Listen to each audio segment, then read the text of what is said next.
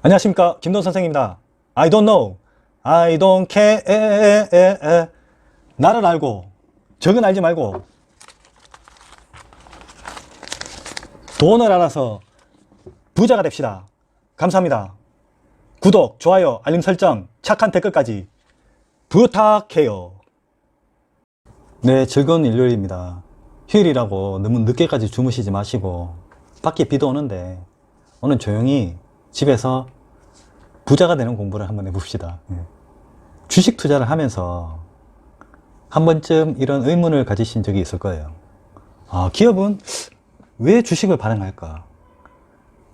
1년, 2년, 몇 년 동안 주식 투자를 하면서 기업이 주식을 발행한 이유를 모르고 있었습니다. 그래서 기업은 왜 주식을 발행할까? 주식을 발행하면 어떤 장점이 있고 또 어떤 단점이 있는지 제가 한번 간단하게 알아봤습니다. 먼저 기업이 주식을 발행하는 이유를 알기 전에 기업이 자금을 조달하는 방식을 알아두면 주식에 대해서 훨씬 더 쉽게 이해할 수가 있습니다. 기업이 자금을 조달하는 방식에는 크게 두 가지가 있습니다. 직접적으로 빌리는 직접금융, 그리고 간접적으로 빌리는 간접금융, 이 두 가지 방식이 있는데, 먼저 간접금융을 보면 간접금융은 기업이 은행이나 금융기관을 통해서 간접적으로 돈을 빌리는 방식입니다.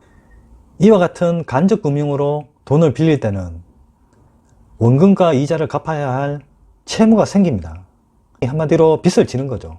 그리고 은행 등을 통해서 간접금융으로 돈을 빌릴 때는 담보나 신용, 재무 등의 이런 상환 능력과 기업의 건실성 등을 심사를 해서 대출 가능 여부와 한도가 결정이 됩니다.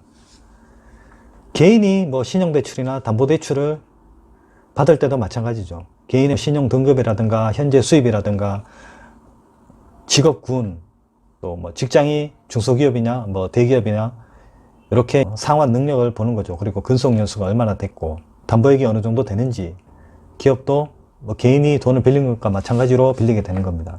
따라서 이렇게 간접금융으로 돈을 빌리는 방식은 조건이 까다롭기 때문에 자금을 빌리기가 쉽지가 않고, 또 빌렸어도 만약에 이자를 못 내거나 원금을 갖지 못할 시에는 독촉, 압류, 추심 이런 채무 상환 압박을 받게 됩니다. 기업이 간접금융 방식으로 자금을 조달할 때는 다음과 같은 형태로 이루어지게 됩니다. 자, 개인이 은행에 저축을 하죠.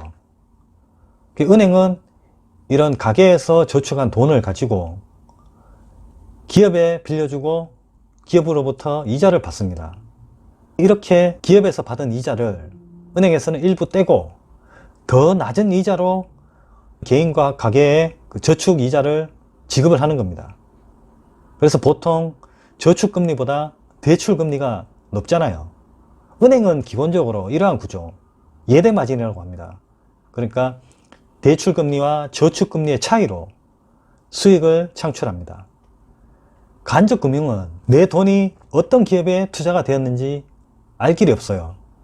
제가 은행에 저축을 하고 은행에서는 제가 저축한 돈을 가지고 기업들에게 빌려주는데, 제 입장에서는 제 돈을 가지고 은행에서 어떤 기업에 얼마나 대출을 해줬는지 알 수가 없다는 얘기죠. 그래서 은행에서는 누구 돈 따질 필요 없이 이 집단으로 모인 돈을 여러 기업들에게 빌려주고 다시 개인들에게 집단으로 이자를 배분하기 때문에 간접금융 방식은 개인이 저축을 해서 그 돈이 어떤 기업에 들어갔는지 알 수가 없어요. 이렇게 간접금융 방식은 그렇습니다. 그러면 직접금융은 중간에 은행이나 중개기관을 거치지 않고 기업이 자금을 투자자로부터 직접 조달하는 방식입니다. 이때 기업은 투자자들에게 투자 금액만큼 증서를 나눠주게 됩니다. 주식, 펀드, 채권 등이 바로 이런 직접금융에 해당되는 거죠. 간접금융하고는 반대로 기업이 직접 개인이나 기관들한테 돈을 빌리기 때문에 내 돈이 어느 기업에 투자됐는지 알 수가 있습니다. 제가 만약에 삼성전자 주식을 샀으면 제 돈이 바로 삼성전자에 들어갔기 때문에 이러한 직접금융 방식은 중간에 거치는 기간이 없기 때문에 내 돈이 어디 투자됐는지 알 수가 있죠. 그래서 주식, 펀드, 채권 이런 경우는 직접 금융 방식에 해당이 됩니다. 이렇게 간접 금융과 직접 금융 방식을 이해를 하면 기업이 주식을 발행하는 이유에 대해서 조금 더 쉽게 알 수가 있습니다.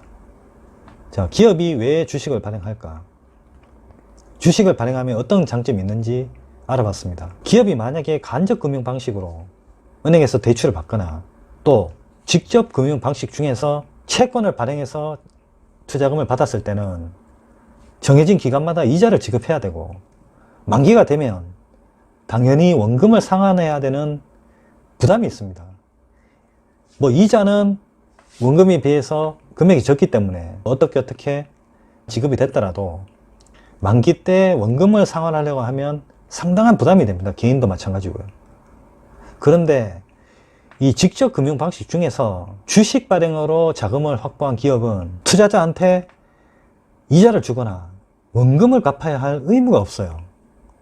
이게 기업이 주식을 발행하는 이유이자 가장 큰 장점입니다. 돈을 이렇게 개인들을 통해서 기업이 빌렸는데 이자 던져도 되고 또 원금을 안 갚아도 되니까 이게 얼마나 쉽고 부담이 안 됩니까? 그래서 기업이 주식을 발행하는 겁니다.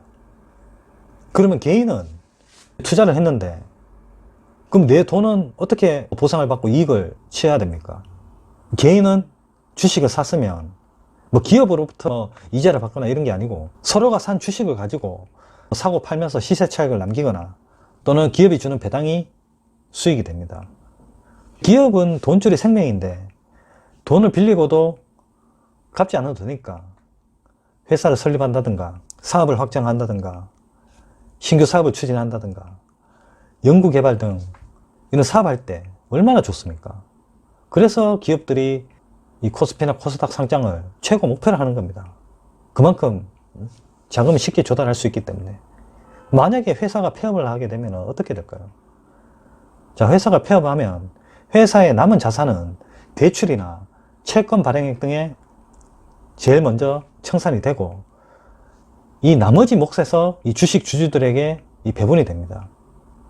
그러니까 주주들은 이제 부도가 나거나 사업이 악화돼도 전혀 그에 대한 보상을 받지 못하는 경우가 생깁니다. 자, 기업의 주식 발행 이런 큰 장점이 있습니다. 쉽게 빌리고 돈 안 갚아도 되고 회사가 부도 나도 주주들에게 뭐 다 안 갚아도 되니까. 그러면 이제 어떤 단점이 있을까요? 투자자 입장에서 한번 생각해 봅시다. 투자자가 기업의 주식을 매수하면 기업으로부터 뭐 배당을 받을 수 있고 또 매입한 주식을 매도함으로써 시세 차익까지 남길 수 있는데 문제는 이 주식 시세, 즉 주가가 하락했을 경우에는 그 손실을 회사로부터 보상받지 못하는 치명적인 단점이 있습니다. 투자기 때문에 이 원금 손실의 가능성이 항상 있다는 거죠. 저축 같은 경우에는 원금 보장이 되지만 투자는 이 원금 보장이 안 되는 단점이 있죠. 그래서 주주들은 손해를 보지 않기 위해서 또 회사가 망하지 않기 위해서 주가가 떨어지지 않도록 회사 경영에 간섭을 하는 겁니다. 주주들은 회사 경영에 대한 의결권, 배당 청구권, 회사가 폐업했을 경우에 자녀 재산 분배 청구권 등의 권리를 갖고 있습니다. 기업의 입장에서는 주식 발행이 비록 이 투자 원금과 이자를 주지 않아도 되기 때문에 이런 큰 장점이 있지만 이 주주들 때문에 여간 신경 쓰이는 게 아닙니다. 주주총회 해야 되지, 배당도 챙겨줘야 되지, 주가 관리해야 되지, 신규 사업, 뭐 임원 선출 등의 여러 안건에 대해서 주주들의 동의를 얻어야 되지, 공시를 공지를 해야 되지, 주식 담당 부서에서 주가 관련 뭐 항의, 문의 전화에 일일이 대응해야 되는 시시콜콜하고 골치 아픈 일들까지 주식에 관련된 업무가 많이 있습니다. 세상에는 공짜가 없다고 하죠. 주식을 발행해서 큰 돈을 공짜로 빌렸으니까 기업에서는 그 정도 또 신경을 써야 되는 건 아니겠어요? 여러분들이 사업가라고 합시다. 그러면 은행 대출과 주식 발행 중에서 여러분은 어떤 선택을 할 것입니까? 자, 핵심을 한번 일단 더 정리를 해봅시다. 주식 발행을 통한 기업의 자금 조달 방식은 원금 상환과 이자 지급에 대한 채무 상환에 부담이 없고 원하는 금액을 보다 쉽고 빠르게 확보를 할 수 있다는 장점이 있지만 주주들의 경영 간섭, 주가 관리, 이익 배분, 또 공시 의무, 이런 의무를 이행해야 되는 단점을 가지고 있습니다. 자, 만약 여러분들이 회사의 대표, 경영진, 창업주라고 하면 어떤 자금 조달 방식을 선호를 하시겠어요? 비록 이자 지급, 원금 상환에 부담이 있더라도 회사 경영에 간섭 안 받고 내 예산을 내 방식대로 경영을 하겠다. 이런 경우에는 은행 대출입니다. 자, 두 번째, 회사 운영에 관해서 조금 간섭을 받고 공시를 한다든가 주식 담당 부서를 만든다든가 이런 번거로운 어려움이 있어도 이자와 원금 상환에 부담 없이 돈을 내가 쉽게 빌리겠다. 주식을 발행해서 기업을 운영하면서 이 두 가지 경우에 여러분들은 자금을 어떤 방식으로 조달을 하시겠습니까? 저는 두 번째 주식 발행 방식이 좋습니다. 제가 누구한테 물었어요. 그 내용을 잠깐 제가 들려드릴게요. A씨라고 합시다. 제가 물으니까 A씨가 얘기를 했습니다. 이자하고 원금을 갚더라도 내가 내 돈을 빌려서 내 회사 내가 책임지는 게 낫지. 다른 사람에게까지 간섭받으면서 구차하게 돈을 빌리고 싶진 않다. 그렇게 얘기를 하더군요. 그래서 저는 얘기를 했습니다. 그럼 나는 간섭을 받더라도 공짜로 돈을 빌리는 게 낫다. 내가 사업을 바르게 잘 한다면 주주들에게도 간섭을 덜 받을 거고, 또 간섭을 받아야 신경을 써서 경영을 더 잘하려고 노력도 하는 거지. 예. 그렇게 얘기를 했습니다. 그러니까 그분이 얘기를 하더군요. 야, 여기서 우리 성격이 딱 드러나네. 야, 재밌다. 이거 다른 질문 없나? 그래서 제가 지금은 없는데 이 주식 투자 공부하면서 또 주식에 관해서 앞으로 이런 질문들 많이 준비해 볼게.